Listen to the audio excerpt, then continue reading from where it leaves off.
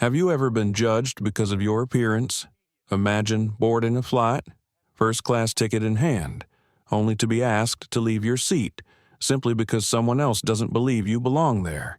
If it were you, what would you do? Argue, walk away, or stay silent and prove something else, deeper, stronger? This is a true story of Malcolm Rivers, a black CEO who built a multi-billion-dollar logistics empire. In 14 minutes, he not only stopped an airline, but also made the world look at how they treat each other. A seemingly small mistake turned into a lesson in respect, dignity, and the power of calm. How do you think you would have reacted if you were in his shoes? Come with me on that journey, where a man taught the world that true power doesn't require shouting, but just enough silence to be heard.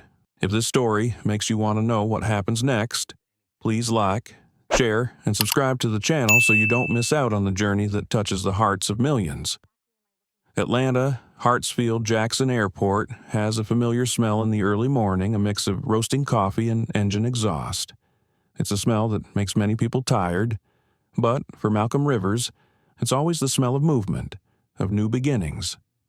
The light from the ceiling reflected off the polished floor. Long lines stretched out at the check-in counter, and Malcolm sat quietly in a quiet corner near the window with a cup of black coffee without sugar. The heat on his face faded in the cold light of dawn. He wore a navy polo shirt, a simple gray blazer, jeans, and worn brown leather shoes. No one looked twice. No one would have guessed that the man reading the email was the CEO of Rivers Global Logistics, a company that coordinates the logistics system for nearly 60% of the country's airlines. Malcolm loved it. He once told his staff, "When no one knows who you are truly free." His hands were large and calloused. They bore the marks of years of real work, not the kind of CEO who just signed papers. He had started out with an old truck, delivering packages across state lines, and it was from those long nights of driving that he understood the chain of airline operations where everything depended on trust and minute precision. On the table, the phone vibrated gently. A text message from his assistant, Nina Carter. "Everything is ready in Seattle. They expect the presentation at 2 p.m. Safe flight, sir." Malcolm smiled. He didn't answer, just took another sip of coffee. Outside, the first light of day began to filter through the glass doors. The airport was getting busier, the sound of suitcases being pulled and the loudspeakers calling, creating a familiar sound of busyness. Malcolm let out a soft breath. It was the sound of the world he had helped create. As he looked out at the tarmac, he remembered his father, a long-haul truck driver who had once said, "Son, respect isn't something people give you. It's something you carry with you, even when others forget." Malcolm lived his life to prove it not with words, but with actions. A nearby busboy glanced at him, then asked softly, "Are you on business?" Sir Malcolm nodded. "Seattle." "Oh, it's a beautiful city. I was there once. It rained all the time, but it felt nice." "Yes," he replied. "Sometimes wet places feel cleaner." The girl laughed, then pushed the cart away. Malcolm returned to his silence. For a few minutes, he let his mind drift between vague thoughts about work, about the upcoming meeting, about the people he had met. Some he trusted, some he would never have thought worthy of standing next to. And he smiled at the thought. He didn't need anyone to believe him. He just needed them to know they couldn't function without him. A loudspeaker blared, pulling Malcolm out of his thoughts. SkyConnect Airlines, Flight 221 to Seattle, departing at 8:00 a.m. First and priority class passengers, please proceed to gate C12. Malcolm stood up, straightened his collar.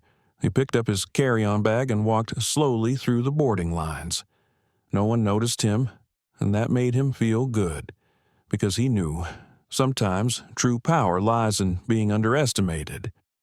He stopped at the boarding counter and handed over his phone. The staff member smiled warmly. "Good morning, Mr. Rivers, seat 1A. Enjoy your flight." Malcolm nodded, returning a small smile. "Thank you. It's been a good day."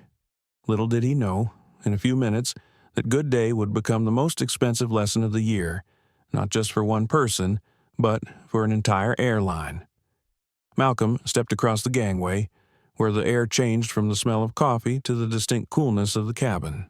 The soft lighting cast a soft glow on the floor, and his footsteps echoed softly. He rested his hand on the armrest of seat 1A, the window seat, his favorite. It was a normal, peaceful moment, like hundreds of other flights. But sometimes, the most ordinary things are the beginning of a story that no one expected. The narrator paused there, a few beats silent, like a breath held before the coming wind. The wind called prejudice, something Malcolm was about to face, once again, as he had so many times in his life. Only this time, the whole sky would have to stop to listen to him. Malcolm's footsteps echoed softly on the metal floor of the aircraft's ramp. The dim white light shone down, reflecting off his old brown shoes. The passenger in front of him pulled his suitcase, the wheels clicking and clicking, and the murmur of conversation. For most people, it was just another morning. But for Malcolm Rivers, every flight was a lesson. Sitting down in the seat 1A, he carefully placed the small leather bag in the overhead compartment, then leaned back and closed his eyes for a few seconds. The first feeling of sitting in first class was always the same: soft, quiet, the smell of wood and leather mixed together, the warm yellow light shining down. But what was different today was the fleeting glances from a few of the other passengers. They didn't say anything, but Malcolm was used to the kind of looks, a mix of surprise and scrutiny, as if they were wondering, is he in the wrong place? A white man sitting in row 1B glanced at Malcolm, then bent down to pack his suitcase, saying nothing. Malcolm just smiled slightly, pulled out his phone to check the last email from Nina. The feeling that everything was ready made him feel at ease. In that moment, Malcolm thought about his long journey from being a long-haul truck driver to heading a company with offices in 12 states. He remembered waking up early each morning, driving through the fog, delivering goods to small airports. In doing so, he learned two things: be punctual and respect everyone, no matter who they were. Outside, the line of people continued to board the plane. The sound of shoes, the sound of luggage, the laughter of a group of young men in the back cabin. Malcolm heard it all, like a symphony of life. A young flight attendant walked by, checking the luggage compartment, her eyes stopping on him. She smiled, friendly. "Good morning, sir. Would you like something to drink before takeoff?" Malcolm replied, his voice soft. "A glass of water." "Thank you." She nodded, her smile still intact, then left. That small gesture made him feel good. Kindness, even if it's just a smile, always makes the world a little easier. While waiting, he opened a small notebook. Inside were scribbled lines written in blue ink. In one corner was written, "Respect is the currency of leadership." It was a sentence he had written himself 10 years ago after a meeting where he was looked down upon because of the color of his skin. One day, as a branch manager, Malcolm presented a plan to cut transportation costs to an airline.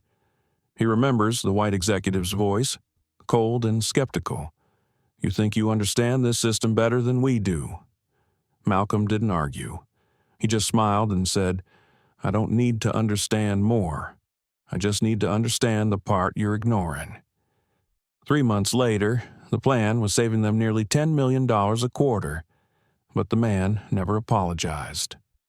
The memory flashed through his mind, then vanished like a cold gust of air conditioning.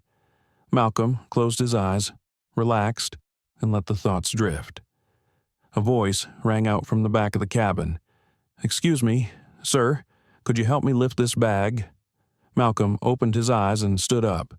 An old woman with silver hair was struggling with her suitcase high up. He walked over and gently lifted the suitcase and placed it in the cabin. "Thank you. That's very kind of you." "No problem, ma'am.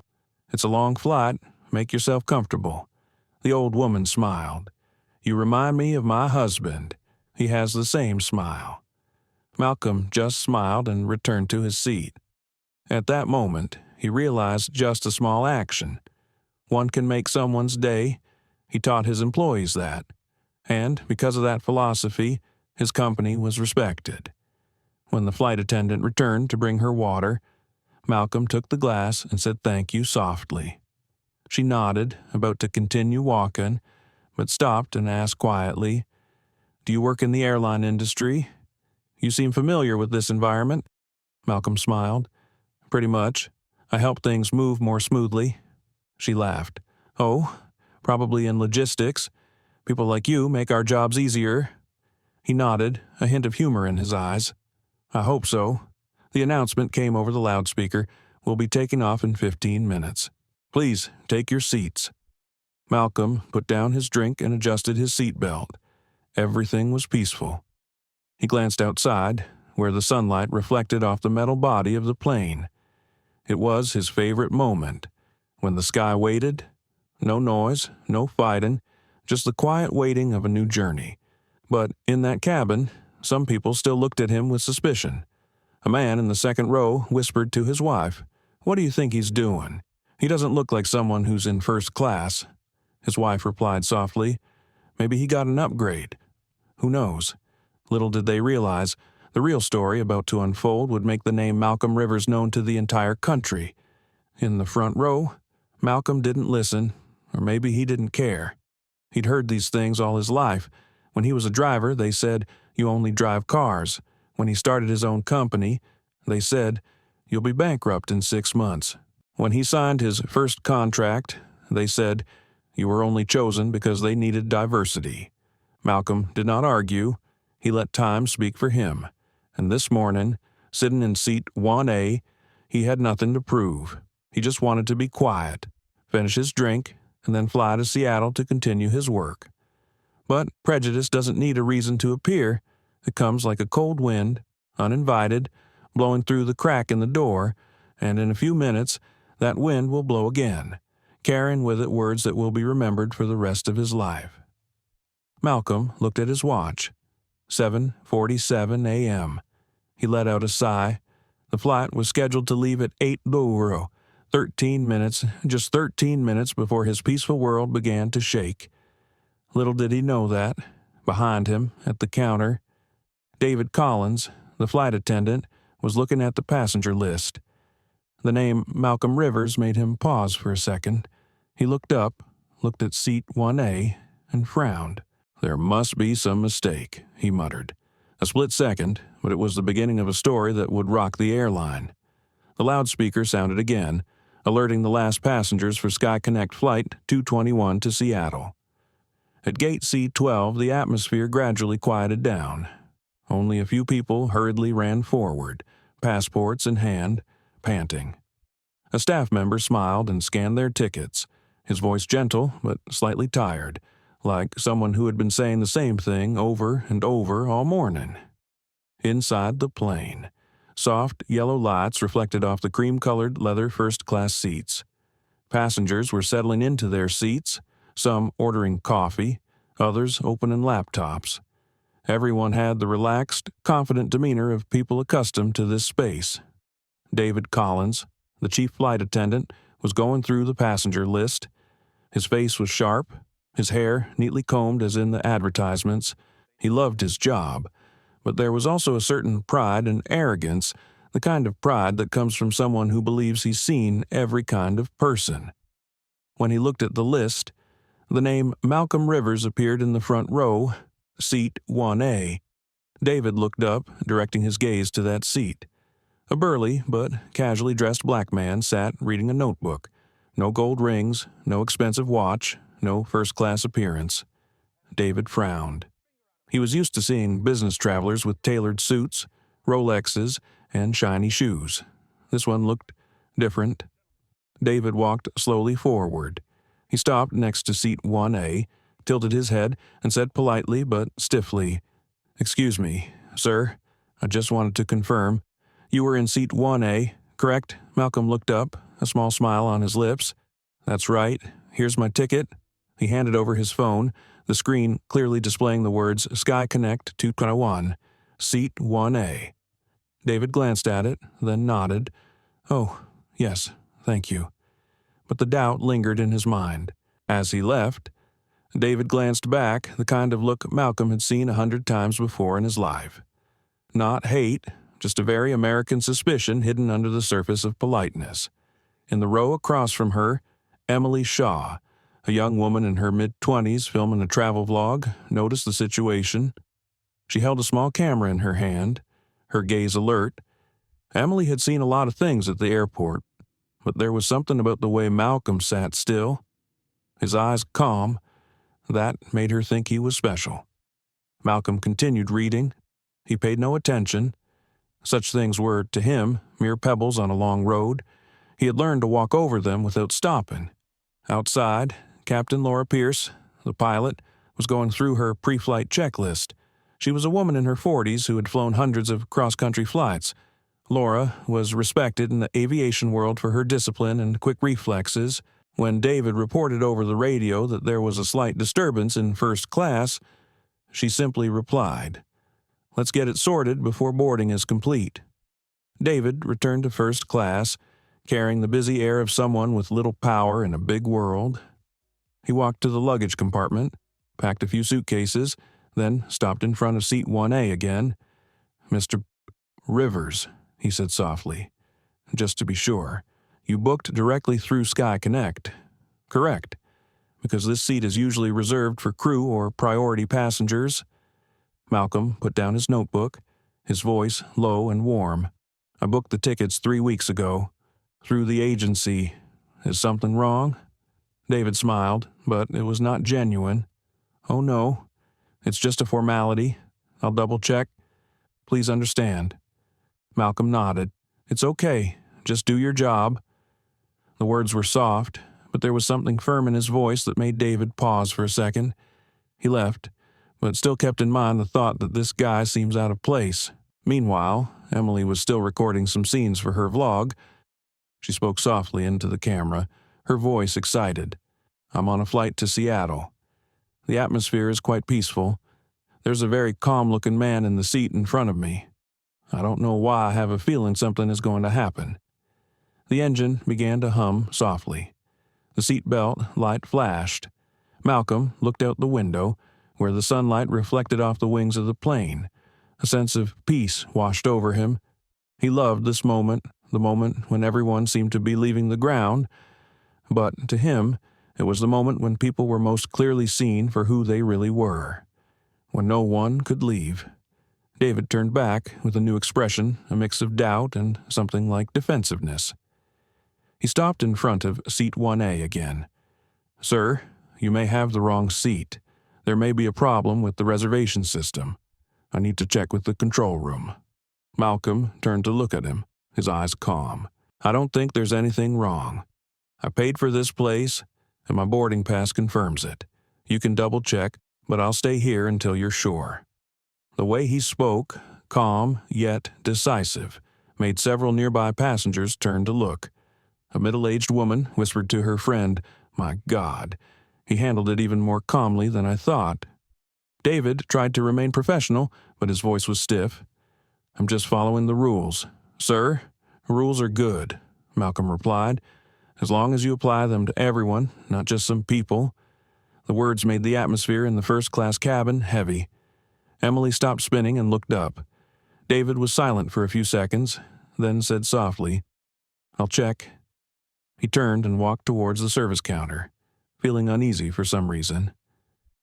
In row 2B, an older man reading a newspaper glanced at Malcolm. "Don't be so nervous," he said. "It's just a small matter." Malcolm turned, a small smile still on his lips. Little things sometimes say big things. The man paused, saying nothing more. Malcolm looked out the window again. Outside, the sky was starting to darken to a deep blue. He took a sip of water, exhaled slowly. He had told Nina, his assistant, that whenever people looked down on him, he saw it as an opportunity for them to learn something. Little did he know that, in just a few minutes, that lesson would spread across America. In the cockpit, Laura asked over the radio, "David, is everything okay?" David replied, "Yes, there was a slight seating error. I'm working on it. Let's get this sorted out quickly. We have 10 minutes." David disconnected, glanced at the passenger list one last time. Malcolm Rivers was still there, in bold, seat 1A. But, in his mind, suspicion had turned to prejudice. He stood up, took a deep breath, and returned to the passenger compartment. All he could think was, there's no way someone like him could be sitting in this seat. Malcolm, however, remained seated, his eyes fixed on the horizon. Little did he know that with one more word, the storm would begin.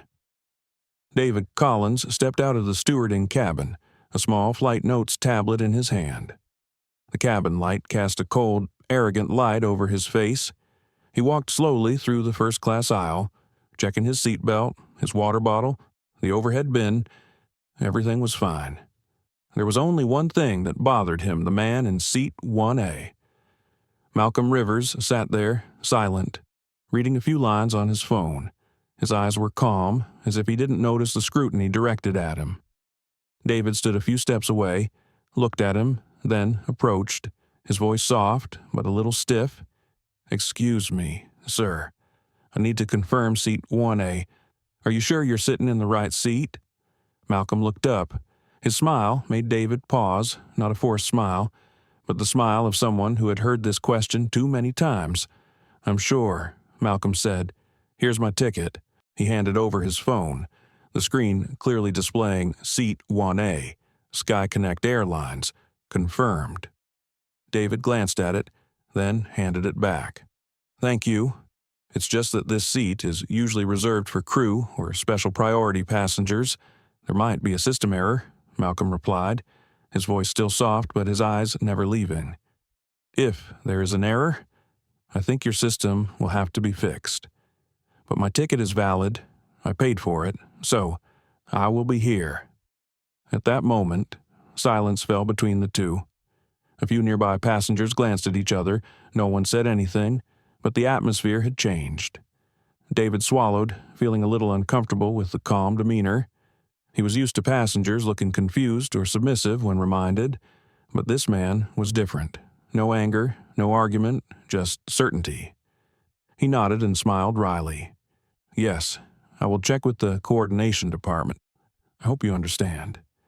Malcolm nodded slightly, then turned back to look out the window. But as David turned away, a soft voice from row 2B rang out. "What's the matter? Is there any trouble?" David looked at the middle-aged man who had just asked, a regular customer of SkyConnect. He seemed curious. "It's okay. It's just a small mistake in the seat list." The other person chuckled and lowered his voice. "I fly this route all the time, and I rarely see people like him in this area." David didn't reply, but his eyes spoke louder than words. There was a moment of silence. Then he nodded slightly, as if they had just reached a mutual understanding. In seat 1A, Malcolm heard it all. His ears picked up on small words, for they were like silent knives. He took a slow breath, trying to keep his heart from reacting. He had felt that way doubted, judged by appearances since school. "You can't stop people from looking at you the way they want," his father used to say, "but you can choose how you respond to them." Malcolm learned that by heart, and today he still applies it in silence. Meanwhile, David went to the flight attendant area and opened his radio to contact the ground. "Please check seat 1A. Passenger name is Malcolm Rivers. The system may have assigned the wrong seat for crew repositioning." The other side replied, "Wait a minute. No, there is no crew list for 1A. That seat is sold to commercial customers." David frowned. "Are you sure? Very good. Payment confirmed through Rivers Global Logistics. Everything is valid." David hung up the radio, frowning. He had never heard of the company. "Rivers Global," he muttered, then chuckled. "Probably some small company." He returned to first class. The cabin lights were dimmed as the doors closed. Several passengers were making their last phone calls. David stopped in front of seat 1A again, his voice lower this time, but something had changed. "Sir, I'm sorry, but this seat is being reserved for crew on this flight. You may need to be temporarily moved to economy until we can make arrangements." The atmosphere in the cabin was stagnant. A few people stopped talking. Emily Shaw, the young woman holding the camera, watched silently. Malcolm put the phone down on the table, his eyes still calm. You want me to leave the seat I bought because you think it's reserved for employees? David replied quickly. Yes, it's just temporary. I promise to make it up to you, maybe with a voucher or an upgrade on the next flight. Malcolm smiled slightly, the smile barely visible. Do you hear yourself say anything? David was speechless, unable to react. Malcolm tilted his head, his voice low but clear. I'm not looking for any privileges. I just want to be treated fairly, like every other passenger. The sentence made the whole cabin quiet. The sound of the engine outside the window was faint, but inside, no one dared to breathe loudly. Another flight attendant, Hannah, approached. She whispered, David, what's wrong? David didn't look at her, just replied, small mistake in the list. Hannah, I'm working on it. Malcolm turned to her, his voice gentle. Can you check for me? I don't want trouble. Just clarity. Hannah took David's tablet and quickly checked it. The screen read, Passenger Malcolm Rivers, Seat 1A, confirmed. She looked at David and said softly, Everything's legal. David frowned and lowered his voice. There must be a system error. Let me do this. The way he said it scared Hannah a little. She nodded and backed away. Malcolm looked at him, his eyes still calm. You don't believe the evidence before your eyes. I trust the company's process, David replied dryly, and that process says someone like me can't sit here. Right. David was silent. For a few seconds, the space between them stretched like a taut string. Everyone heard the truth in the question, though no one said it aloud. Emily raised her camera. She knew something was happening, something more important than a seat. Malcolm leaned back, not arguing further. He said slowly, I'm not leaving here until someone with more authority than you confirms it. David suppressed his anger and nodded, as you wish. He turned and walked quickly toward the service compartment. Hannah watched him, her face showing concern. Malcolm closed his eyes. He felt a coldness rising inside him. It wasn't anger, but the old feeling of disappointment, one he was all too familiar with. He said nothing, but said to himself, Calm down, Malcolm. Everything will be clear. Outside, the plane's loudspeaker blared, Flight attendants, prepare for final checks. But no one knew that just a few minutes later, that very calmness would cause the entire aviation system to stop. The atmosphere in the first-class cabin of SkyConnect Flight 221 was deathly quiet. The steady hum of the engines outside did little to mask the tension that was creeping up the aisles. Passengers looked at each other, some shyly looking down, pretending to be busy with their phones, while others glanced ahead, where something unusual was happening. Malcolm Rivers sat still, his eyes still fixed on the window. The morning light fell on his face, highlighting his usual calm. Inside, he could feel his heart beating slower than usual, not because he was afraid, but because he was trying to maintain his composure. He had been through situations far more stressful than this multi-million-dollar deals, meetings where people only saw his skin color before they heard him speak. But strangely, it was these small, seemingly insignificant moments that weighed him down the most. David Collins returned, still holding the tablet. His initial calm had faded, his voice cold and urgent. Mr. Rivers, I just spoke to the ground staff. They said there might be an error in the ticket validation. I'm sorry, but you'll have to vacate this seat until the checks are completed. Malcolm looked him straight in the eye. You're telling me to leave my seat because you think there's a system error when my ticket is valid, my name is on it, and your flight attendant confirmed it. David avoided his gaze, his voice faltering. I was just following procedure, sir. It's not about the process, Malcolm said slowly. It's about what you choose to believe. The words were like a thin but deep knife. Emily Shaw, the young girl holding the camera, leaned slightly, recording the whole thing. The camera was small and compact in the palm of her hand. The lens lit up when the cabin light reflected off it. She had no idea she was recording a moment that would spread across social media in just a few hours. A male passenger in row 2A spoke up. Hey, if this man has a ticket, let him sit. None of us want to miss our flight. David turned, trying to keep his voice professional. I understand, sir. but the company has rules. I don't want to get in trouble if something goes wrong." Malcolm put his hands on his knees and leaned forward. "You know, I've met a lot of people like you, very good at hiding behind so-called process. It makes them think they're doing the right thing, when really they're just afraid of taking responsibility." David paused. The statement hit him, partly because it was true, partly because it came from someone he didn't expect. He took a deep breath, then said, "I will call the security team to clarify. I don't want to argue anymore." Malcolm sat up straight. "Go ahead." David walked quickly to the door of the cabin. A minute later, 2 security guards entered, a large man and a middle-aged woman, their eyes professional but a little hesitant. "Hello, sir," the woman said. "We were called in to handle a small seating mistake." Malcolm handed over the ticket, his voice still calm. "There's no mistake here. I bought this ticket. The airline confirmed it. The flight attendant confirmed it. The only problem is this person doesn't believe it." The security guard took out her phone and quickly ran a check through the system. After a few seconds, she looked up and said to David, "The ticket is valid. Everything is normal." David blushed. I just wanted to make sure." Malcolm looked at him, saying nothing for a few seconds. Then he said softly, "That's certainly good, but sometimes you need to be sure of how you see others first." The security guard nodded slightly toward Malcolm.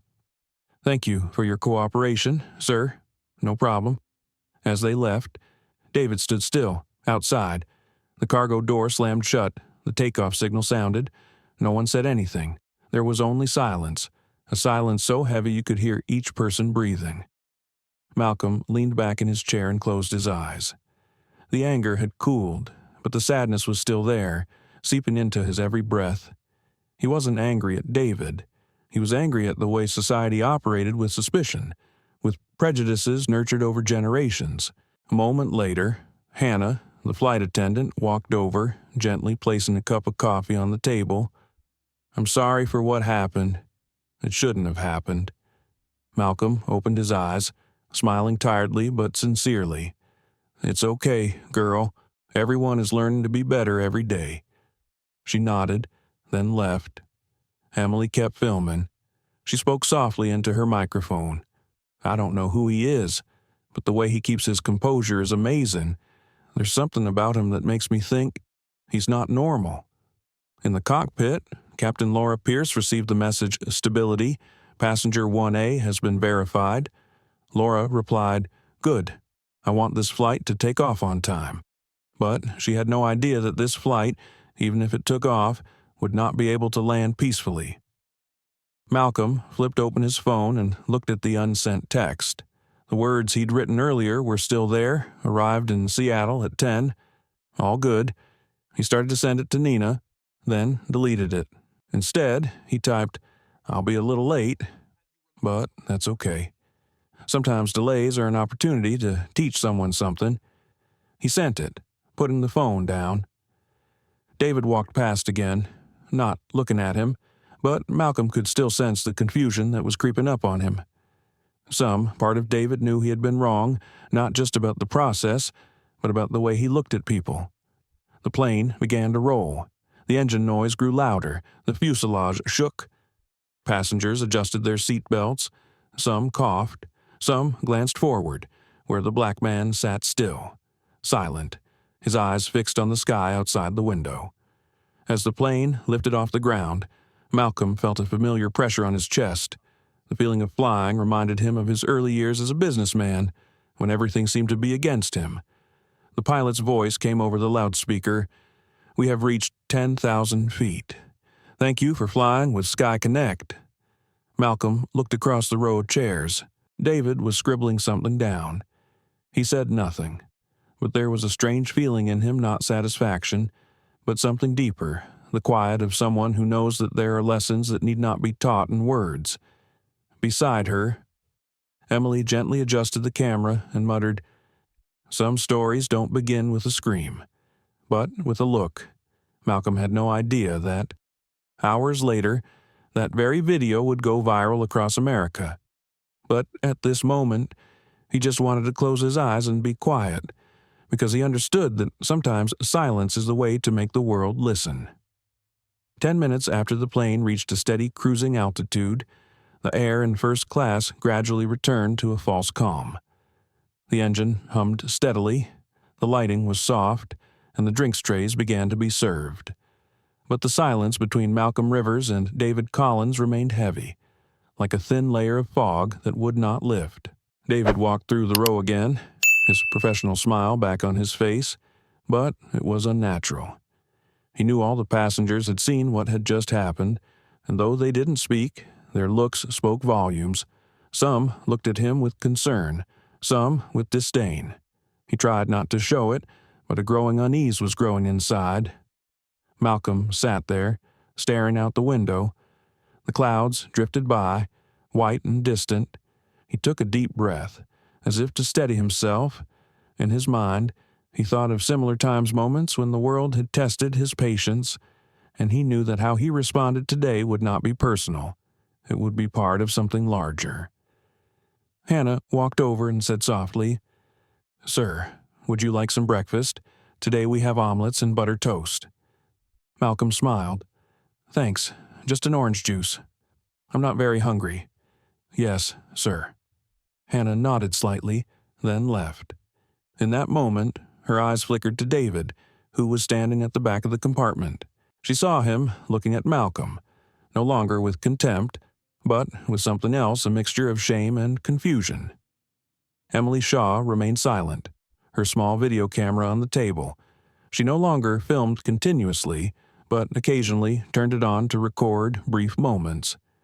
She knew she was witnessing something rare, pride held together by composure. Not anger, not a harsh retort, but the power of silence. Malcolm opened his notebook and flipped through a few pages. A line he had written long ago appeared, "When they make you lose your cool, they win. When you keep your cool, you change the rules of the game." He smiled slightly. Above, the loudspeaker announced, "We are currently flying at 32,000 feet. The outside temperature is minus 47 degrees Fahrenheit.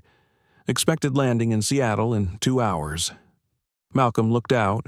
The sky was vast, so quiet he could hear his heart, and in the silence, he saw his father again, a black man, standing by his old truck, his calloused hands holding his morning cup of coffee.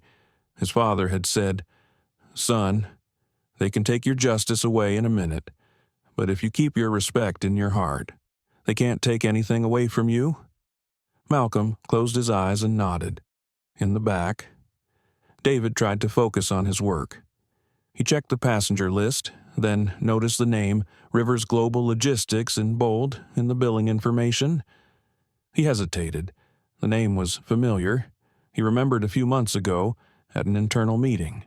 SkyConnect had signed a major contract with this company, a logistics contract that covered more than half of their cargo operations. He felt a chill. David took a deep breath and looked at Malcolm. He was still sitting there, silent, his hands clasped together. In that moment, he realized that the man he suspected could shut down the airline if he wanted to. He swallowed, his heart pounding, but his pride wouldn't allow him to apologize. Instead, he turned to Hannah and whispered, "You can serve food to the front row. I'll check in the back." Hannah looked at him, her eyes filled with confusion, but she just nodded. Malcolm remained calm, giving nothing away. He had no need to appear powerful, for he knew best. True power lies not in the tone of your voice, but in the silence others choose to maintain in your presence. Emily opened her little notebook and scribbled a few words. A man who can strike fear into others without raising his voice. A man who makes a room listen without saying a word. That is the power of respect. She stopped and looked at Malcolm. Something touched her. Not pity, but admiration. When breakfast was served, Malcolm only sipped his orange juice. David walked over, trying to keep his composure. "Sir, I hope you're comfortable." Malcolm looked up, a small smile tugging at the corners of his lips. "Comfort isn't about the chair or the food, my friend. It's about how people treat each other." David stood still for a few seconds, then nodded. There was no apology, but his eyes were different. Deep down, he knew he had just learned a lesson no training could teach. 2 hours later, as the plane began descending, Malcolm took out his phone and opened a draft email. Nina's message was still unread. "Boss, are you okay? I see the video's going viral." He frowned, then flicked on the cabin Wi-Fi. A message popped up. "Crowd seat 1A is going viral. Black CEO denied seat on SkyConnect Airlines." Malcolm let out a small sigh. Emily must have posted some kind of video. He wasn't angry, just strangely relieved. Maybe the world needed to see this not for his own sake, but for the sake of the others who would eventually occupy seat 1A. David stood nearby and happened to see the video title on his screen. His face changed color. "You are the CEO of Rivers Global Logistics?" he asked softly, almost not believing his ears. Malcolm looked at him, his eyes calm. "You know," David swallowed. I had no idea. I'm sorry, sir. I really didn't know." Malcolm smiled, his voice warm, no longer cold. "You don't need to apologize for not knowing who I am. Just remember to treat people right, no matter who you think they are." David bowed his head and said nothing more. Emily turned the camera, but this time she didn't say anything, just recorded the moment. Two people, one powerful, one insecure, and between them, a silence of realization. The plane began to descend. Outside, the midday light of Seattle filtered through the clouds and illuminated Malcolm's face. He closed his eyes and smiled. A new chapter is about to begin, not just for him, but for SkyConnect Airlines as well.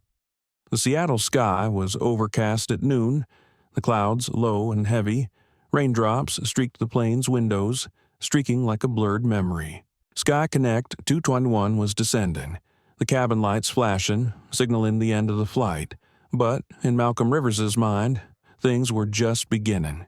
He didn't look at his phone, though notifications were still flying across the screen. The hashtag #WarSeat1A was trending on social media. Emily's video was less than a minute long, but it was enough to move millions. A black man, sitting calmly in the face of discrimination, no anger, no reaction, just silence. And that silence made the world listen. David Collins stood at the back of the cabin, not daring to look at Malcolm. For the rest of the flight, he avoided everyone's eyes, trying to concentrate on cleaning and serving, but Malcolm's image did not disappear from his mind. He wondered why such a powerful man was so calm. Why didn't he shout, demand, or retaliate on the spot, Malcolm once told his assistant. Nina. When people lose their temper, they reveal their true colors. When you keep your temper, you force them to look at themselves. Today, he did just that. As the plane landed, passengers began to stand. Many glanced at Malcolm. A few nodded slightly, as a silent sign of respect. Emily approached, camera still in hand. Her voice trembling slightly. "Sir, I'm the one who posted that video. I didn't think it would go viral. I just felt it needed to be seen." Malcolm turned back, his eyes gentle. "It's all right, girl. There are things that need to be told, not for revenge, but for understanding." Emily looked at him and nodded. "I think the world needs more people like you." Malcolm laughed, his voice warm. "No, the world just needs a little more justice." As they disembarked, David stood by the door, following proper passenger protocol. As Malcolm approached, he bowed slightly, his voice so low that only they could hear. "I'm sorry, sir. I'm so sorry." Malcolm paused. His eyes held no anger, only weariness and kindness. "Have you learned anything today?" David nodded, his eyes moist. "That respect should not depend on what class of ticket." Malcolm patted him on the shoulder and said softly, "Good. Remember that longer than this flight." Then he walked away, carrying his small suitcase. The airport corridor reflected white light. His footsteps echoed evenly and firmly. Outside, Nina was waiting. She ran over, her face both anxious and emotional. "Boss, everyone is talking about you. That video has over 10 million views. The whole media is calling. Do you want to say something?" Malcolm exhaled slowly. "No, they will say enough. I just need to act." Nina looked at him, knowing he had a plan in mind. "What do you want me to do?" Malcolm paused by the window, looking out at the runway where SkyConnect 221 had just landed. His voice dropped. "Contact the contracts department. Cancel all logistics agreements with SkyConnect Airlines, effective immediately." Nina blinked. "Surprised all of them, but that's 60% of their activities. If we withdraw, they will be paralyzed in just a few hours." Malcolm didn't turn around, his voice still calm. "I know. It's a lesson they need to learn." Nina swallowed, nodded, then pulled out her phone and began typing an urgent text message. Less than 5 minutes later, SkyConnect's entire freight, storage, and logistics system began receiving shutdown notices. The servers displayed red text, "Access, revoked, contract terminate by Rivers Global Logistics." Employees at the airline's operations center in Chicago stared at the screens, confused. One shouted, "What the hell is going on? There's no more shipment data. The whole system is down in the SkyConnect CEO's office." The phone rang off the hook. "Rivers Global has canceled the contract," a manager shouted. "All warehouses, shipping lines, and tracking systems are down. No flights are taken off." Within 14 minutes, all of SkyConnect Airlines was forced to ground more than 300 flights nationwide. Passengers were outraged, the media started calling, and social media exploded with the same question: what just happened to SkyConnect? Malcolm sat in the car, staring out the window. The rain continued to fall steadily, and in the dim Seattle light, he let out only soft breaths. Nina sat beside him, watching her phone light up with new messages. "You just crippled an entire airline in 14 minutes, she said, her voice a mixture of shock and concern. "They're going to come after you for interviews, for explanations, for defense." "Do you want me to arrange a press conference?" Malcolm shook his head. "No need. Sometimes silence is the loudest answer." Nina was silent, then asked, "So what now?" Boss Malcolm stared out the window at the gray Seattle sky, his eyes deep and tired. "Now, let's get on with it, and let them learn to treat others with kindness." A new message popped up on his phone.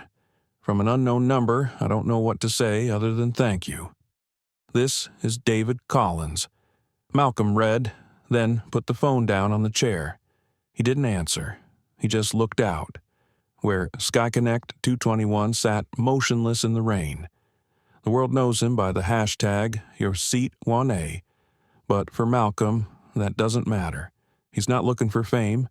He's sending a simple message: respect isn't a privilege, it's a duty. Emily Shaw, who posted the video, was also reading the news. She was sitting in a cafe near the airport when she saw Malcolm's name on the news Rivers Global CEO grounds SkyConnect after discrimination incident. She chuckled, whispering into the camera. He didn't just sit in seat 1A. He made the whole world sit up and look at him. That afternoon, as major airports across the country struggled to restore their systems, Malcolm walked through the Seattle rain. His jacket was soaked, but his face was calm. He stopped by a kid selling newspapers on the street, bent down to buy a copy, and handed over a few dollars. The child looked up and asked softly, "Are you the person in the news?" Malcolm smiled, shaking his head slightly. "No, my dear. I'm just a man who's learned that sometimes the right thing doesn't have to be said so loudly." And then he moved on, leaving behind a man calm in the storm of his own making, a storm not meant to destroy, but to awaken. The sky in Seattle that day, after the rain, suddenly brightened. 3 hours after Malcolm Rivers left the Seattle airport, America went crazy. Emily Shaw's 1-minute YouTube video, titled "Black CEO Denied First Class Seat. Then He Grounds an Airline," had been viewed more than 18 million times. Every frame, every expression, every glance Malcolm made was shared millions of times. Major news outlets like CNN, NBC, and even the BBC reported the story. The news anchor read the story with a tone of both amazement and admiration. A black passenger was denied a first-class seat, but few knew that he ran the company that controlled much of the airline's logistics network. And just 14 minutes later, the entire SkyConnect Airlines network was completely paralyzed. Social media exploded. Thousands of people wrote comments, sharing images of Malcolm sitting calmly, facing discrimination, without anger, hashtags like, "You should respect costs," "Nothing," "You should seat 1A," Malcolm, Rivers trended. At SkyConnect headquarters in Chicago, the leadership was in chaos. The emergency operations room was lit up with white lights, and managers, engineers, and legal counsel crowded around a conference table. The CEO, Mark Harrison, his face red, slammed his fist on the table. Who allows first-class customers to be treated like that? And worse, it's Malcolm Rivers. "Do you understand who he is?" a human resources manager stammered. "We don't know." "Sir, the flight attendant said it was a system error." "System error," Mark growled. "System error is colorblind. System error is not telling passengers. You don't belong here. It's human error, and right now, that error is costing us millions of dollars an hour." A female CTO interrupted, her voice trembling. "Rivers Global's logistics servers are still locked.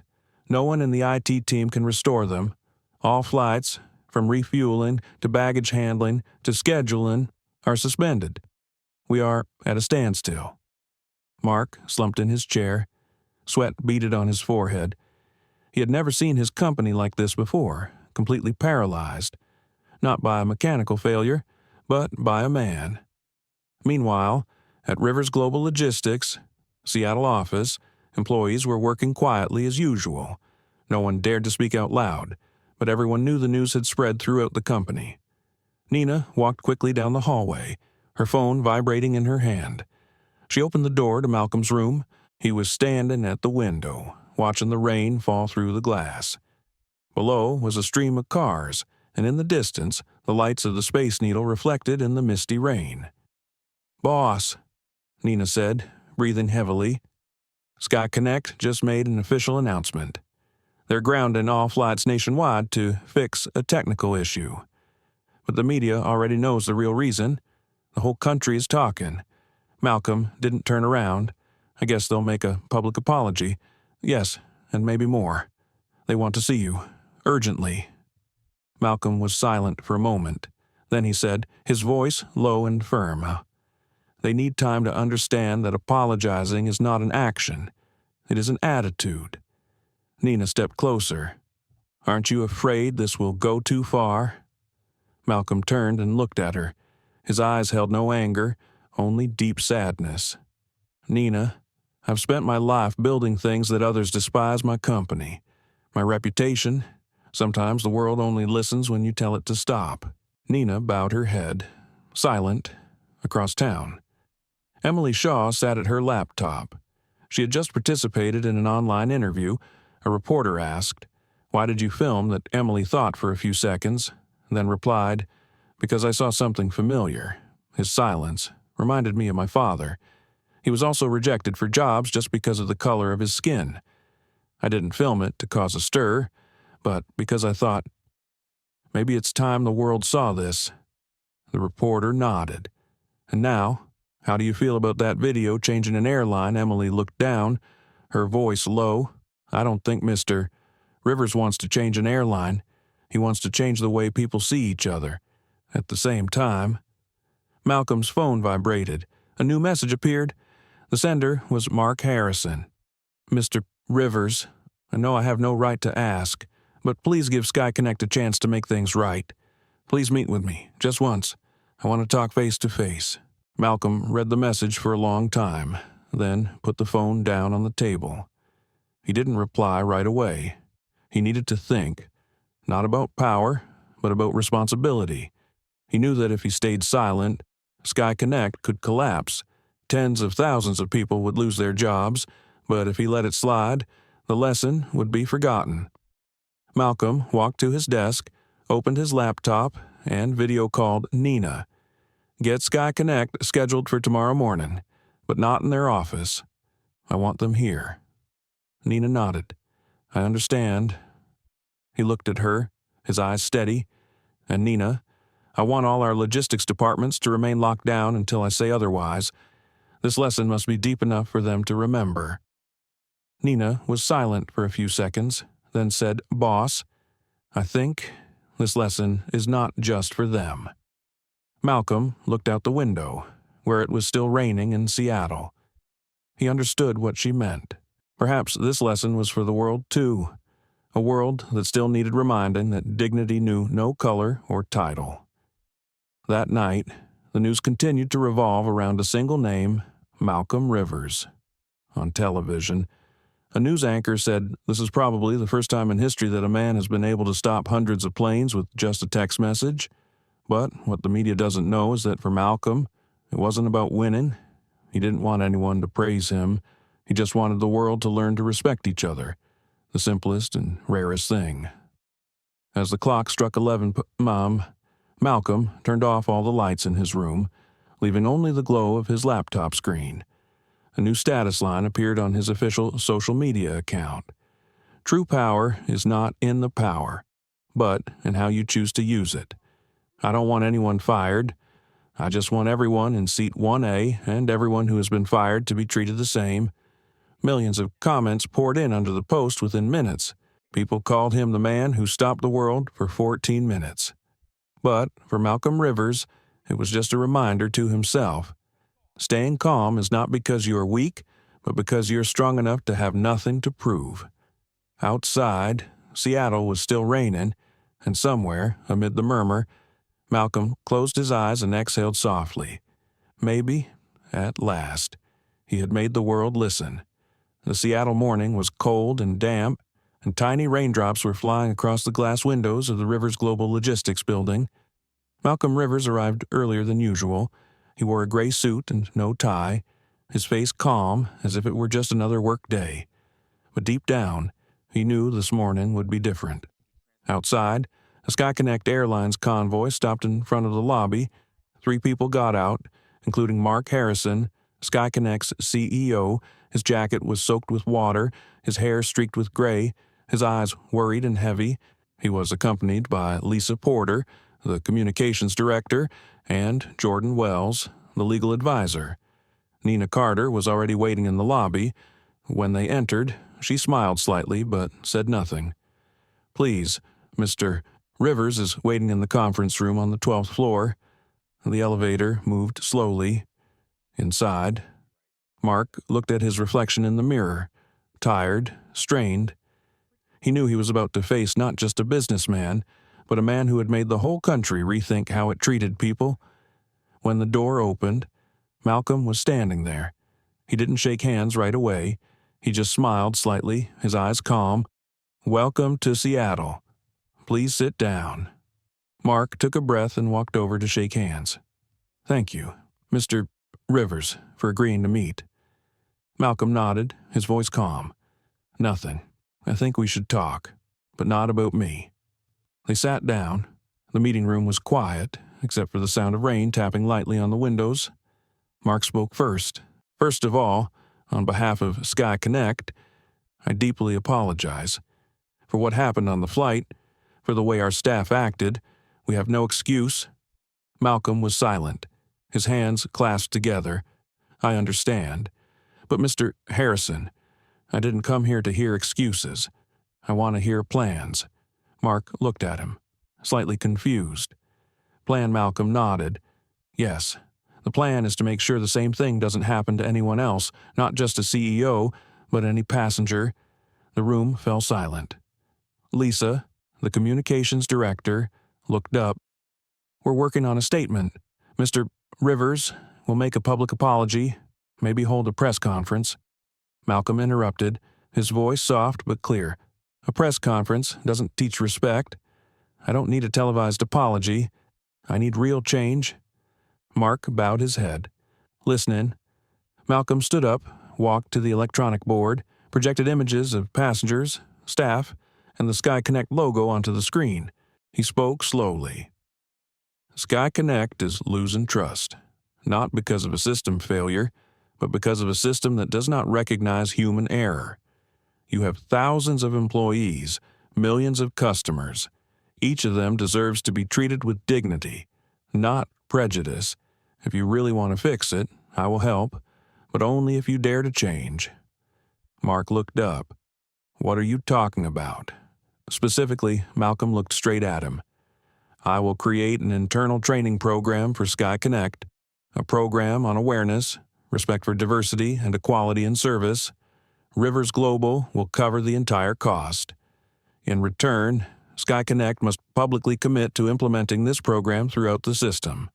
And every employee, from the director to the flight attendant, must participate." The room was silent. Lisa Porter could hardly believe her ears. You will sponsor our program?" Malcolm nodded. "Yes, because I don't want this lesson to be just a punishment. I want it to be an opportunity." Mark looked at him for a long time. There was something in Malcolm's eyes that both shamed and awakened him. After a moment of silence, Mark said, "Mr. Rivers, I don't know what to say other than thank you, and yes." Malcolm smiled. "No need to thank me. We learned together, we fixed together, and we moved forward together." A gust of wind blew through the windows. The rain fell louder. Nina entered, carrying a tray of hot coffee. No one spoke for a few minutes. They sat there, the 3 airline representatives and the man they had hurt, drinking their coffee in silence. A strange silence, no longer heavy but thoughtful. After the meeting, as Mark and his group left the building, he stopped in the lobby and turned to look at Nina. "Miss Carter, I thought today would be the worst day of my career. But maybe it was the best." Nina just smiled. "Maybe so, Mr. Harrison, because sometimes the best lessons come from the worst mistakes." Malcolm stood by the 12th floor window, watching them leave. He didn't feel triumphant, just relieved. He hadn't done this for revenge, but to make the world a little better. His phone rang. It was a text from Emily Shaw. "Mr. Rivers, thank you for not choosing anger. I think the world heard you." Malcolm read, then replied briefly, "Thank you, Emily. But they don't listen to me. They listen to their own conscience." That afternoon, news agencies all over the world reported SkyConnect Airlines partners with Rivers Global to launch a nationwide diversity program. Millions of shares, thousands of comments of admiration. But Malcolm didn't read it all. He had learned that truly good things don't need applause. In the evening, when he returned to his small house on Lake Union, he hung up his coat, poured coffee, and turned on some light jazz. On the table was an old framed photo of his father, the man who had said, "If you are strong enough to forgive, you have won." Malcolm sat down and looked at the picture for a long time. He said softly to himself, "I did it, Dad." Outside, the rain is still falling, but Seattle is quieter tonight. One crisis has ended, but a new journey is beginning, a journey of real change. And somewhere in the skies above America, thousands of passengers are boarding SkyConnect planes, unaware that just days before, one man had brought the entire system to a halt so they could fly more safely, more fairly, and with more respect. 2 weeks after that fateful meeting, Seattle entered early spring. It was still raining, but the air seemed lighter. Across the country, the name Malcolm Rivers continued to appear on news reports, talk shows, and billboards bearing the slogan, "Respect costs nothing," the slogan he himself had used in his SkyConnect meeting. While people were still talking about the man who stopped the sky for 14 minutes, Malcolm chose to withdraw. He did not give interviews, did not attend events. He spent his time in his small office by the lake, working with a team of human resources researchers to launch a program he called the Respect Initiative. That morning, Nina Carter walked in with a thick file. She placed it on the table, her voice full of excitement. "Sir, SkyConnect has just completed the first week of pilot training. The feedback has been overwhelmingly positive. Over 92% of the staff said they felt eye-opened. Some flight attendants even wrote thank you notes." Malcolm looked up, his gaze soft. "Good. That's what I want to see. Not an apology, but change." Nina smiled, but then stopped when she saw him silently looking out the window. The sky reflected the gray light on the lake. "You still think about it, don't you?" Malcolm nodded slightly. "Not about what happened, but about what will happen. I wonder if the world has really changed, or if it's just waiting for the next story to forget this one." Nina stepped closer. "Maybe, but at least you planted a seed, and some seeds take generations to bloom." Malcolm laughed, his voice deep and warm. "You always say the right thing. Nina, across the country, at SkyConnect headquarters in Chicago, Mark Harrison held a company-wide meeting. Behind him was a large banner that read, 'We're learning to fly better.'" Hundreds of employees sat in silence as Mark recounted the story of the doomed flight the first time he had spoken publicly since the scandal broke. "There are lessons not learned from success, but from mistakes," he said, his voice shaking slightly. "That day, we lost more than just a customer. We lost our own respect, but thanks to one person, we have the opportunity to regain it." On the screen behind him, Malcolm appeared, a clip of him sitting calmly on the plane. The whole room stood up, silent for a minute, not out of fear, but out of respect. Lisa Porter, the communications director, stood in the wings, wiping her eyes. She remembered that rainy morning in Seattle, when Malcolm had said, "Forgiveness is the highest form of power," and she didn't understand it then, but she understood it now. The meeting ended with applause, and outside, for the first time in years, SkyConnect employees stood, shook hands, and exchanged real greetings not out of courtesy, but out of respect. Meanwhile, Emily Shaw, the videographer, is working on a documentary project called Seat 1A The Day Silence Spoke. She travels across the United States, interviewing people who have experienced discrimination.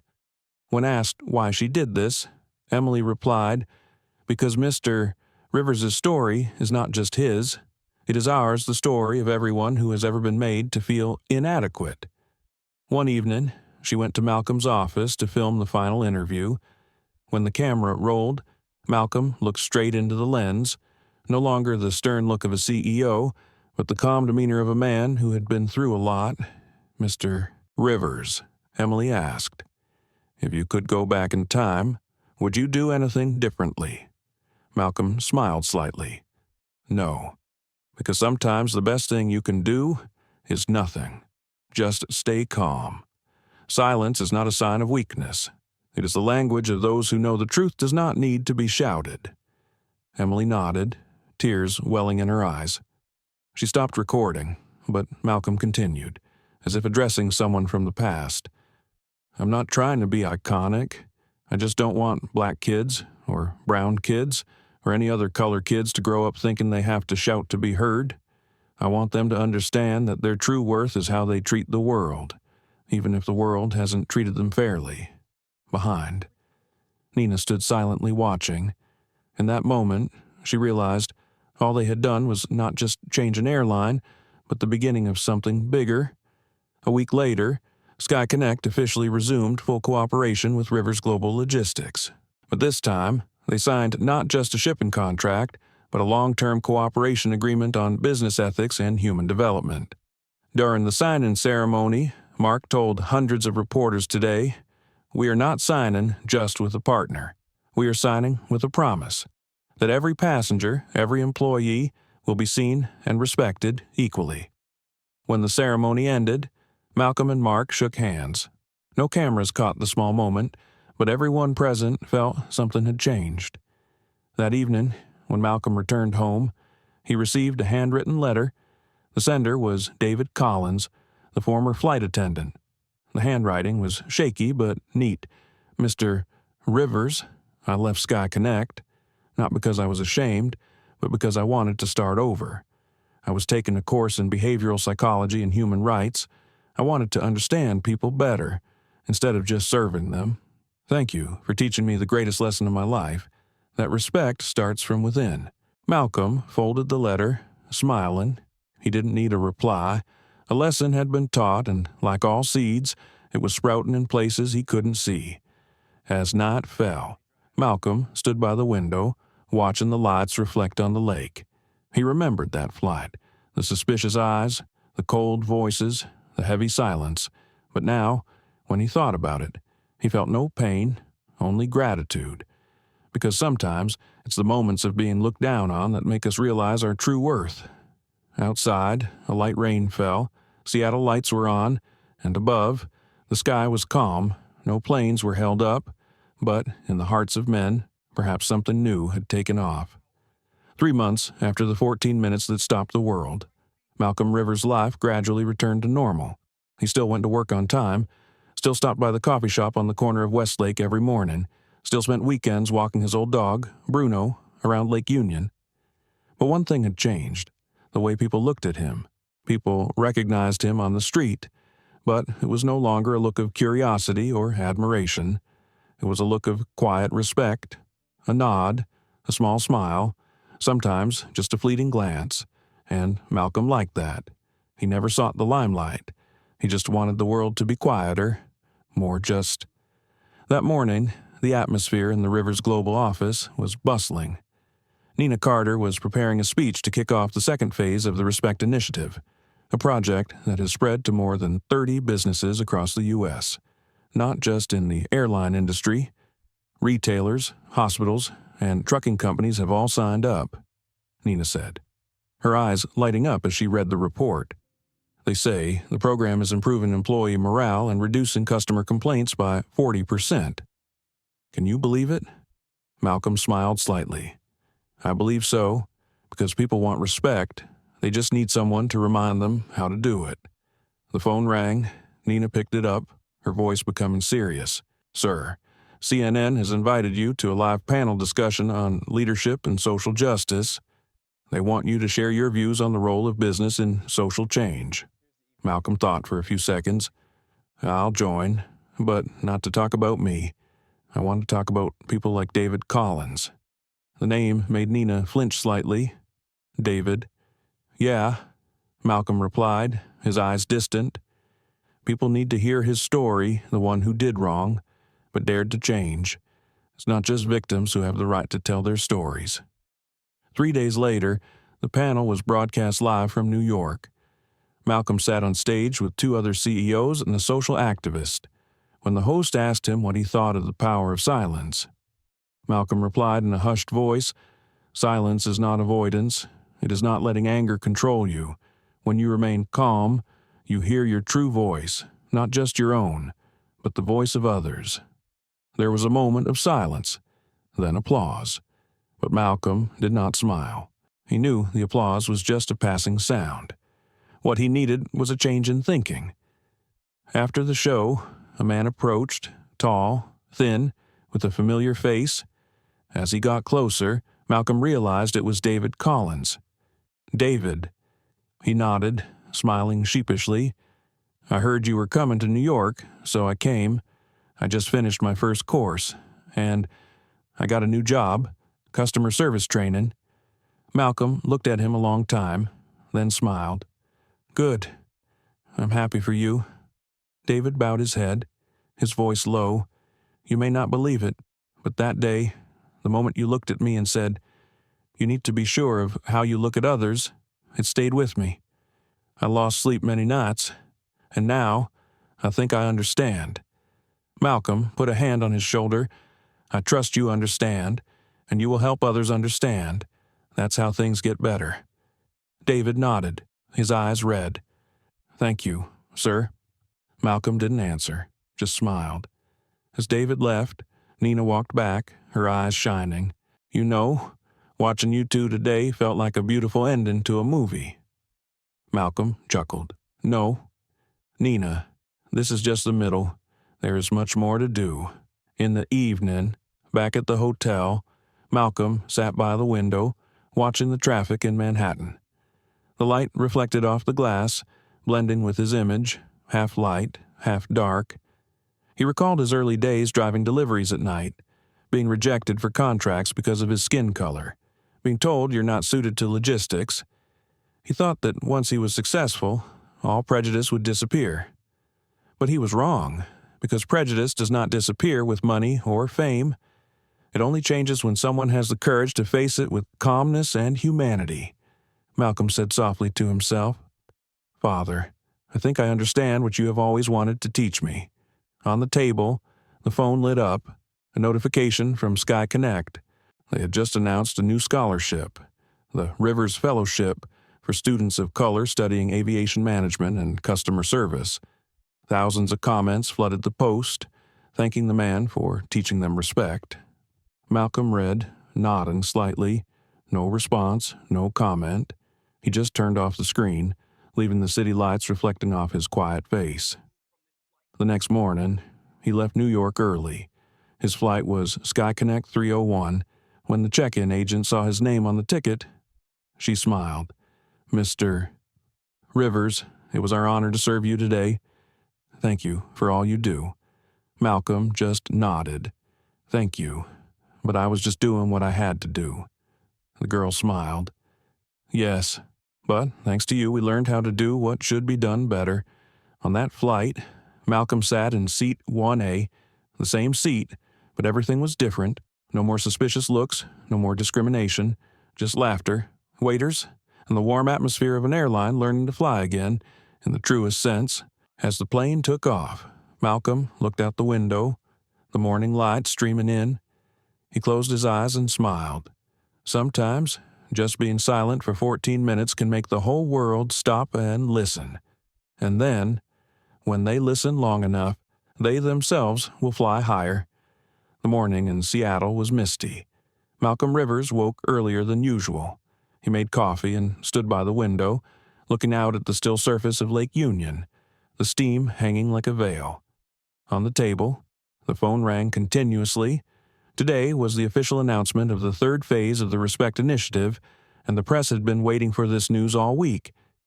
Nina Carter walked into the office, a stack of papers in her arms. "We have over 200 companies signed up. Big corporations are starting to take notice, and you're going to be speaking to the nation, live streamed." Malcolm put down his coffee, his voice calm. "You know, I've never liked speaking on camera." Nina laughed. "You don't have to like it. Just tell the truth." The ceremony took place at the city's convention center, where hundreds of business leaders and media representatives had gathered. The lights were bright and the seats were full. When Malcolm took the stage, the room grew quiet. He didn't use a script. He just stood there, his eyes staring straight ahead, his voice deep and clear. 3 months ago, a brief moment stopped the entire airline system, but more importantly, it stopped people to look at how they treat each other. The Respect Initiative is more than just a program. It is a reminder that we don't need power to make change, just compassion and consistency. He paused, then continued. "I am not a hero. I am just a man who was once considered unworthy and decided that no one else would ever have to feel that way again." The room fell silent.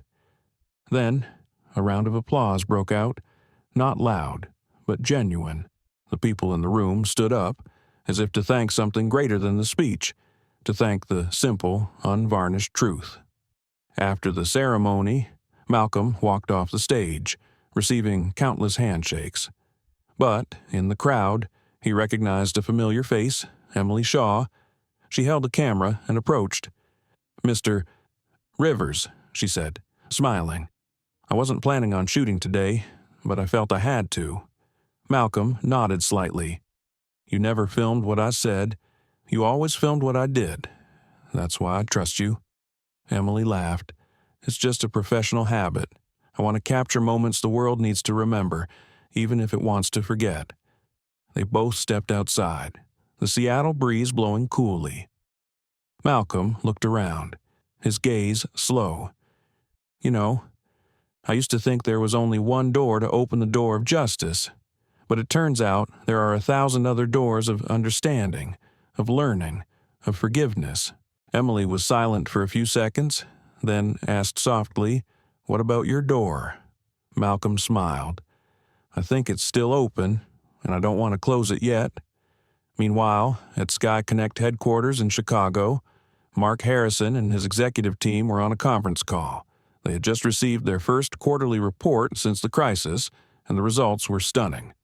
Customer numbers were up 17%, employee retention was at a 10-year high, And, most impressive of all, more than 65% of customers said they chose SkyConnect because of their belief in our people.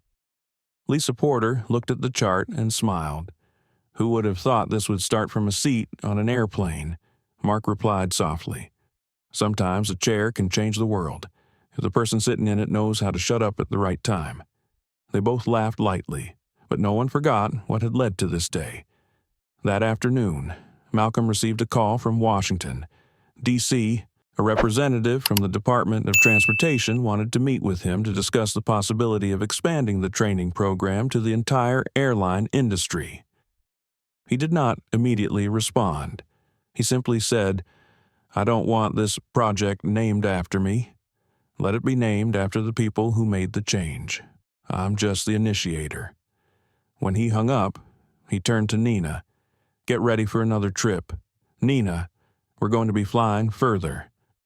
As night fell, Malcolm drove alone to the suburbs. He stopped at the small cemetery where his parents were buried. The air was chilly, and the wind carried the scent of damp earth and pine. He sat down and placed a bouquet of white flowers on his father's grave.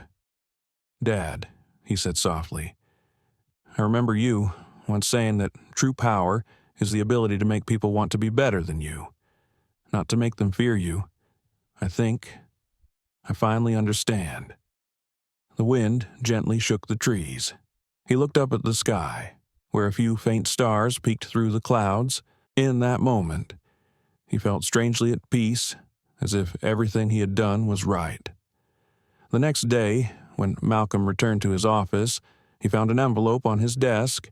Inside was an invitation from the United Nations. "We cordially invite you to speak at the Global Forum on Equality and Human Dignity." Nina finished reading, her eyes widening. "Mr. Rivers, you will speak to the world." Malcolm just smiled slightly. "No, Nina, I'll just speak to people, because the world only changes when people change." He sat down at his desk, opened his notebook, and wrote the first line of his speech. "Respect is not a policy, it's a choice."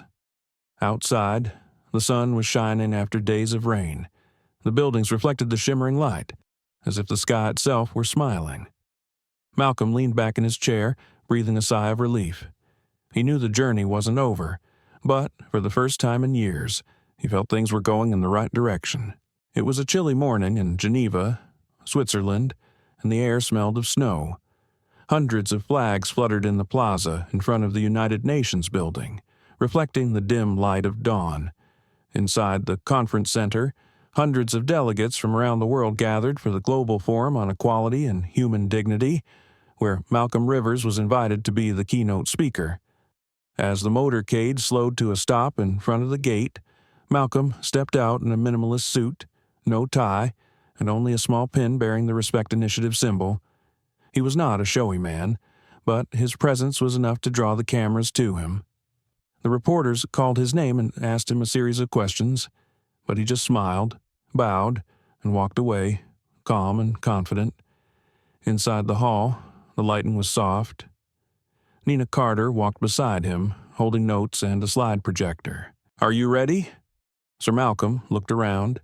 Hundreds of faces from many countries talking, laughing, people he would never have thought he would be standing before just a few months ago. He nodded, his voice low but firm. "Ready, Nina. But not to talk about myself, and I want to talk about the things we don't have the courage to admit." As the moderator announced his name, the room quieted, the lights turned on the stage, and Malcolm stepped out, carrying no papers. He stood in the middle of the large space, his eyes scanning the audience, and began to speak slowly, intimately, as if he were talking to each person. "Not long ago, I was just a passenger on a commercial flight. I was not an activist, not a politician. I just wanted to go home.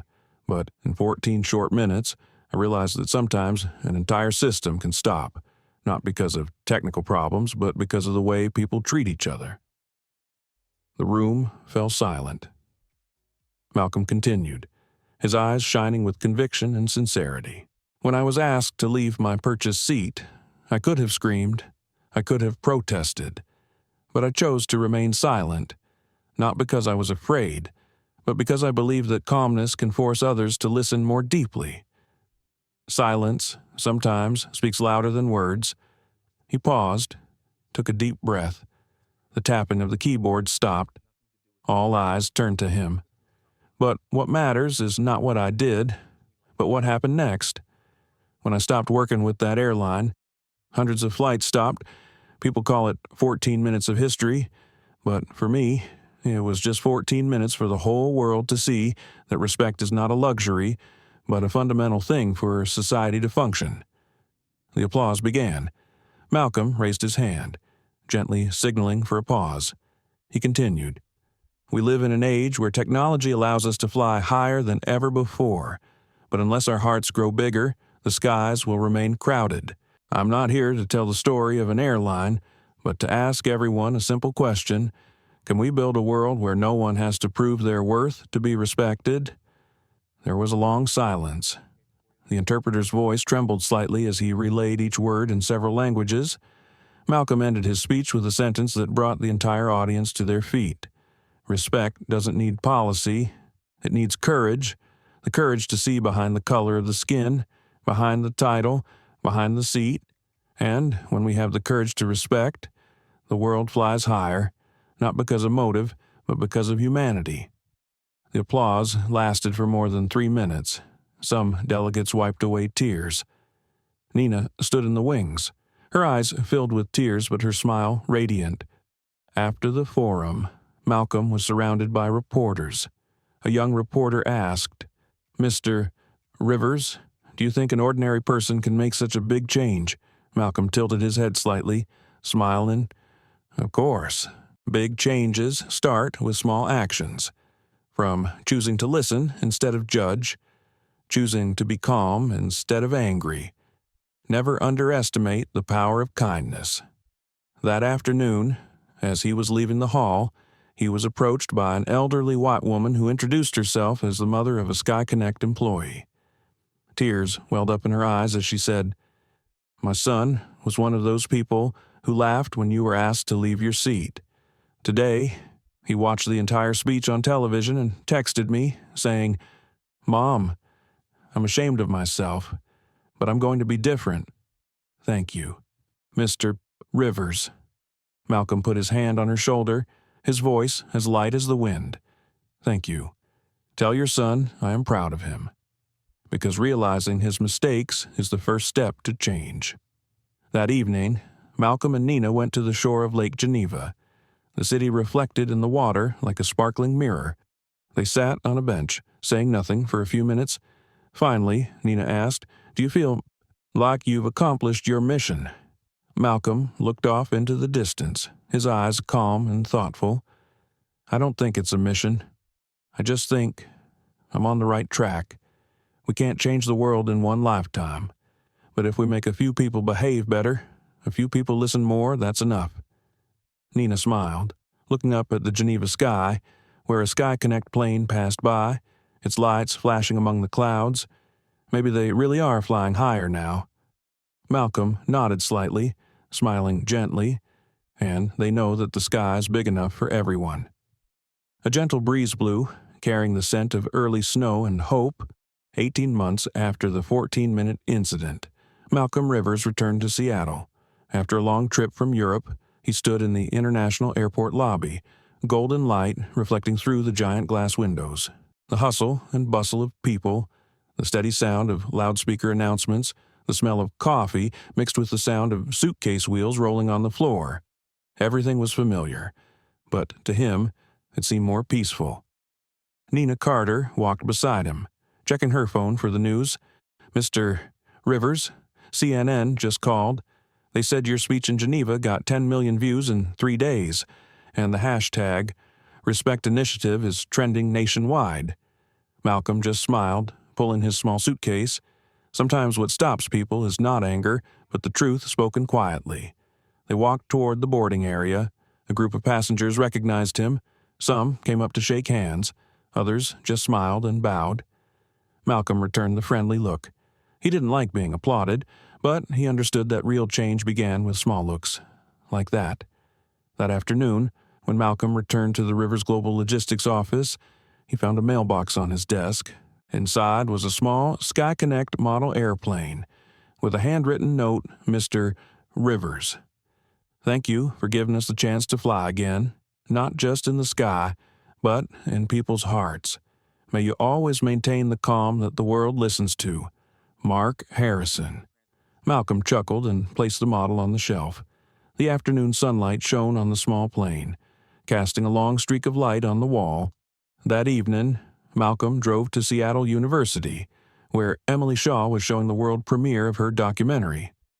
Seat 1A, The Day Silence Spoke. The auditorium was packed, and the air was hushed as the lights went down. The film opens with images of that day at the airport, the sound of metal clashing, the sound of hurried footsteps, the confused voices of flight attendants. Then the image of Malcolm sitting still, eyes looking out the window, his face not angry, just calm. Emily's voice rings out in the narration. This is not a story about revenge. This is a story about dignity, about how one person chooses to remain silent so the world can hear her voice. When the film ended, the room fell silent. Then, a long applause. Some people cried. Others stood up and looked around as if they had witnessed something deeper than the story on the screen. Malcolm sat in the middle row, silent throughout the screening. When the lights came up, Emily walked up to him. Mr. Rivers, thank you for letting me tell this story. I think it will not only change the audience, but it will change me. Malcolm put his hand on her shoulder. Thank you, Emily. But this story isn't mine. It's the story of everyone who has ever felt wronged and still chosen to hold on to their dignity. Behind him, students lined up to take pictures, not out of idolatry, but out of respect. A young, brown-skinned student took the microphone and asked, Sir, if you hadn't kept quiet that day, would things have changed? Malcolm thought for a moment. Maybe not, because sometimes silence is the loudest voice. When we don't react the way they expect, we make them look at themselves. The whole auditorium resounded with light applause, not loud, but deep. After the screening, Malcolm walked out onto the campus grounds. The Seattle night air carried the scent of moisture and new asphalt after rain. He stood there for a long moment, watching the buildings reflect their lights, then said softly, Finally, maybe, respect flies. On the way back, Nina asked, Have you thought about writing a book, a memoir about this journey? Malcolm laughed. I never thought I was interesting enough to write a book. You don't need to be interesting, Nina replied. You just need to be real, and you already are. Malcolm was silent for a moment. If I do write, I won't write about me. I'll write about the people who changed with me, like David Collins, like Mark, like you. Nina. She turned to look at him, her eyes filled with gratitude. You've changed the way I see the world, boss. Now I know that success isn't just about getting what you want. It's about making others want to be better. Malcolm smiled, his eyes shining with quiet joy, and that's the only success worth keeping. A week later, the Respect Initiative was officially recognized by the United Nations as the first international corporate humanity training program. More than 60 countries signed up, from airlines to banks, from schools to public organizations. During the announcement, the moderator asked Malcolm, Do you think this is the end? He shook his head slightly. No, this is just a landing, to prepare for another flight. When the ceremony ended, he stood alone by the large window, looking out at the silver-gray sky. A flock of birds flew by, forming an arc. He remembered what his father had said, when you don't know what to do, choose the kindest thing, because kindness is always the safest place to start. Malcolm closed his eyes and whispered, Father, I think I'm on the right track. Outside, the clouds parted and sunlight poured over the rooftops. A new day began, peaceful and bright. December. Seattle enters winter with chilly winds and light rain. The streets are lit with Christmas lights, and windows cast a warm glow against the silver-gray sky. The atmosphere at Rivers Global Logistics is bustling but calm. The team is preparing for the holidays, and only Malcolm Rivers sits at his desk, the lamplight reflecting off his face. Nina Carter knocked on the door and walked in, 2 plane tickets in hand. "Mr. Rivers, I booked your flight to Atlanta, just like you said. SkyConnect, first class, last flight of the year." Malcolm looked up, smiling. Atlanta, where it all began. Maybe it's time to come full circle. Nina looked at him, her eyes filled with joy and emotion. "You know, this year people talk more about you than about movie stars. But what I admire is that you never change." Malcolm chuckled. "If I change, then everything we've done will be meaningless." 3 days later, he arrived at the airport. It was SkyConnect, the airline that once caused a storm, now a symbol of change. The check-in staff saw his name, paused for a moment, then smiled. "Welcome back, Mr. Rivers. Thank you for trusting us," Malcolm replied softly. "Trust is not given away for free. It is rebuilt by the way we treat each other." The clerk bowed her head slightly. "We know, and we will continue to do so." On the plane, Malcolm chose a window seat. Outside, the rain was falling like thin mist.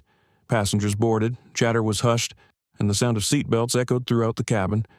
A boy about 8 years old, sitting in the front row, turned to look at him, his eyes dark. "You're Mr. Rivers?" "Right. Daddy says you're the one who's going to make this airline better." Malcolm smiled gently. "Your father exaggerates. I was just a man who flew with them." The boy tilted his head. "My dad is a pilot for this airline. He said you taught him the most important thing, not to take off higher, but to land better." Malcolm was silent for a few seconds, his eyes shining with emotion. "Your father was right." The flight took off in the gloomy afternoon. Outside the window, the clouds rolled by. The pale yellow sunset mixed with the reflected lights from the plane's wings. In that moment, Malcolm closed his eyes. All the memories came flooding back the morning he was asked to leave his chair, the pull our contract message, the 14 minutes of silence, the conversations, the speech in Geneva, and the smiles of the changed people. It all played back like a slow-motion movie. As the plane reached a stable altitude, the flight attendant approached. "Mr. Rivers, here is a small gift from the airline, as a thank you." She placed a small wooden box before him. Inside was a clock engraved with the words, "Time stopped for 14 minutes, but it started something eternal." Malcolm touched his watch, his eyes deep. "Thank you. Not everyone understands the value of time, especially quiet moments." The flight attendant smiled, bowed, and left. The plane landed in Atlanta amid the bright lights of the city. Malcolm stepped off the plane, unrecognizable in the crowd. He liked that feeling, being a normal person again. He rented a car and drove through the rain-soaked streets, stopping in front of an old building. It was where he had started his business 20 years earlier, a small warehouse where he and 2 friends had started their first trucking company. The windows had been replaced. The old sign had faded, but in his mind, the memories were still clear. He stood still for a few minutes. A cold wind blew, carrying the smell of damp earth and memories of the past. He spoke softly, as if to himself. "From here I began. From here I learned to fly." On his way back to the hotel, he saw a large SkyConnect billboard with a picture of 2 employees, one white, one black, smiling. Below the slogan, "Respect takes us higher." Malcolm stopped the car and stared. In the bright light of the dashboard, he saw his entire journey, from the moment he was slighted to turning it into a lesson for millions. That night, in his small hotel room, he opened his laptop and began writing the first lines of the book Nina had suggested. He gave it a working title, "The Sky Didn't Fall." It listened. He wrote slowly, each word like a breath. "I didn't change the world. I just stopped it for 14 minutes to listen to myself, and sometimes that was enough." When he finished writing, he leaned back in his chair and looked out the window. The night sky was peaceful, and in the distance a plane was taking off, its lights flashing among the clouds. Malcolm smiled slightly. "Fly. The sky's wide enough now." Outside, it began to snow, the first snowflakes of winter. 3 years after the 14-minute event. Seattle is raining again, but for Malcolm Rivers, today's rain is not cold. He stands by the window on the 30th floor, looking down at the city's yellow lights reflected on the water. In his hand is the last printed copy of the book The Sky Didn't Fall. It listened. The book has become a social phenomenon, not because it tells the story of a powerful CEO, but because it tells the story of kindness, something the world is hungry for. At 57, Malcolm is no longer a noisy media icon. He has become the go-to guy for schools and leadership training institutes where people want to hear about the power of calm. He still maintains a simple style gray suit, antique watch, and a deep gaze that makes people fall silent. That morning, Nina Carter walked into the office, tablet in hand.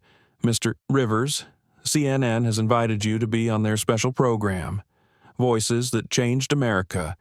They want you to appear with David Collins." Malcolm looked up, his eyes shining with joy. "David, how is he?" Nina smiled. "He's now the training director for SkyConnect. They've just been voted Airline of the Year for Customer Service Humanity, and they want him to come to the 10th anniversary of the Rivers Fellowship." Malcolm nodded slightly. Perhaps it's time to meet up with some old friends. 2 days later, he flew to Chicago. This time, he chose to sit in economy class. When Nina asked why, he just smiled and said, "Because I wanted to sit with everyone." The flight was uneventful. As the plane landed, passengers in the cabin began to recognize him. A middle-aged man bowed. A young woman thanked him. A little girl whispered to her mother, "That's the uncle from the movie."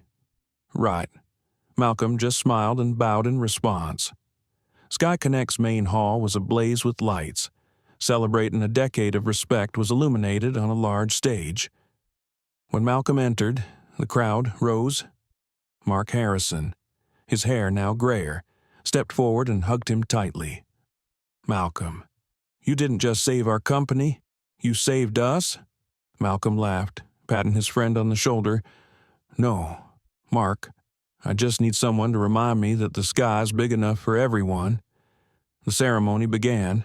David Collins was called to speak. He looked around the hall, his voice trembling slightly. 3 years ago, I was still afraid to hear the name Mr. Rivers, but today, I stand here, not to apologize, but to thank. Thank you for not being silent in a cruel way, but being silent in a way that changed me. He paused, his eyes red. Perhaps if you had reacted differently that day, I would never have become the person I am today. I owe you a new life. The room fell silent. Malcolm said nothing, just nodded, his eyes warm and proud. After the speech, a group of students stepped forward. They were the first recipients of the Rivers Fellowship, the next generation of SkyConnect. A young, brown-skinned woman stepped forward, holding the microphone with a trembling hand. "Mr. Rivers, my father was a security guard at the Atlanta airport. He said that the day the 14-minute incident happened, everyone was scared, but he sat still, didn't scream, didn't get angry. My father said that through that image, he taught me what dignity is, and today, thanks to your scholarship, I'm here as the first pilot of my generation." The whole hall burst into applause. Malcolm stood up, approached the girl, and gently hugged her shoulder. "Thank you, my child. You don't need to fly for anyone else, just fly in your own direction." The ceremony ended with soft music. Outside, a light snow was falling. Mark, David, and Nina joined Malcolm at a nearby cafe. Warm light fell on the wooden table, and steam rose from the coffee cups. Mark sipped his coffee, looking at Malcolm. "You know, I thought you were going to destroy us, but you chose to save us, and I still don't understand why." Malcolm looked out, where the snowflakes were falling slowly. "Because I've seen the world divided so much. If I let anger rule me, I'll only contribute to the division, and if I keep quiet, maybe, just maybe, someone will hear something more important." "And we heard, sir," David said softly. Nina smiled, her eyes welling up with tears. "Now, maybe The sky is really listening." Malcolm said nothing more. He just looked out the window, at the melting snow on the road, where the headlights illuminated the planes taking off. There was no pride in him, no glory, just a sense of relief, as if everything had finally found a place to land. A few weeks later, the book, The Sky Didn't Fall. It listened was selected as a textbook at many American universities. One evening, Malcolm received a letter from a high school student, Mr. Rivers. "I was bullied for being different. Reading your story, I learned that silence is not weakness. I no longer want revenge. I want to be the person who changes the way others see me. Thank you for giving me faith that the world can be better." Malcolm finished reading and smiled slightly. He folded the letter and placed it next to the 14-minute watch that SkyConnect had given him. The hands of the watch were still running, each ticking slowly and evenly, as a reminder that time only has meaning when we know how to use it to love. The next morning, as the first rays of sunlight pierced the thin layer of clouds, Malcolm stepped out onto the balcony and took a deep breath of the cool air. In the distance, a plane flew by, drawing a long white trail across the sky. He whispered, "Perhaps the sky never needs an apology. It just needs us to learn how to fly again, with each other." He closed his eyes.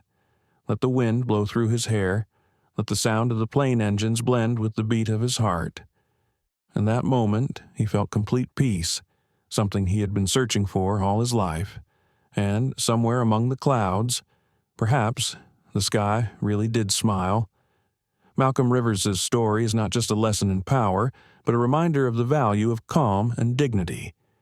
In a modern world where people are quick to react, argue, and judge, he chose the opposite, to be silent but act enough to make the whole system stop and think. The lesson touches all ages. For young people, it teaches that you don't need to shout to prove your worth. For adults, it reminds us that composure is the deepest strength of character. For older people, it is the belief that old moral values, respect, kindness, steadfastness, remain the strongest foundation in a changing world. When you've been wronged, you have two choices: react and show others you're angry, or act and show them you're right. Malcolm chose the latter, and he changed the world. If this story makes you think, please like, share, and subscribe to the channel to spread the message. Sometimes, just be quiet, but deep enough, and the whole world will listen.